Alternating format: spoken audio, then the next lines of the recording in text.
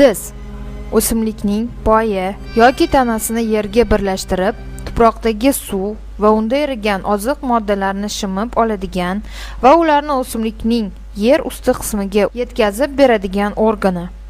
Ko'pchilik o'simliklarning ildizida oziq moddalar to'planadi. Ba'zi o'simliklarning ildizi esa vegetativ ko'payish organi hisoblanadi. Ildizlar shakli va o'lchami jihatidan bir-biridan keskin farq qiladi. O'simliklarning turiga, tuproq iqlim sharoitiga qarab ildizlar katta, uzun, ingichka yoki yo'g'on, yassi yoki yumaloq va boshqa shakllarda bo'ladi. Ayrim daraxtlarning ildizi 50-60 metrgacha yetishi mumkin. Masalan, yong'oqning yon ildizlari atrofga 20-30 metrgacha tarqaladi. Qumda o'sadigan juzg'unning ildizlari juda uzun va ingichka bo'lib, asosan yon tomonga qarab o'sadi.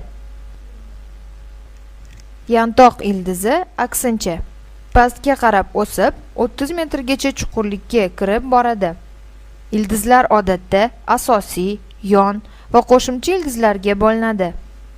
Murtakdagi boshlang'ich ildizning bevosita o'sishidan asosiy ildiz hosil bo'ladi. Asosiy ildiz shoxlanib, yon ildizlar hosil qiladi. Bir tup o'simlikdagi asosiy, yon va qo'shimcha ildizlar yig'indisi ildiz tizimi yoki ildiz sistemasi deyiladi. Ildiz tizimi tuzilishiga ko'ra o'q ildiz va popuk ildizlarga bo'linadi.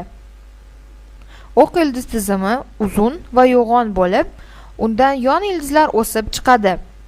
Bu ildiz tizimi ikki urug' pallali o'simliklarga xos bo'lib, uni do'lana, namatak, saksovul va madaniy o'simliklar olma, o'rik, nok, qovun, tarvuz, g'o'za, no'xat, loviya, mosh va terak kabilar misolida ko'rish mumkin.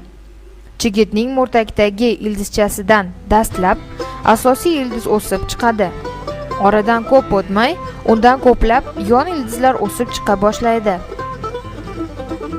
O'z navbatida yon ildizlardan yanada maydaroq yon ildizchalar rivojlanadi. Natijada asosiy va yon ildizlar o'sib va ko'payib ildiz tizimini hosil qiladi.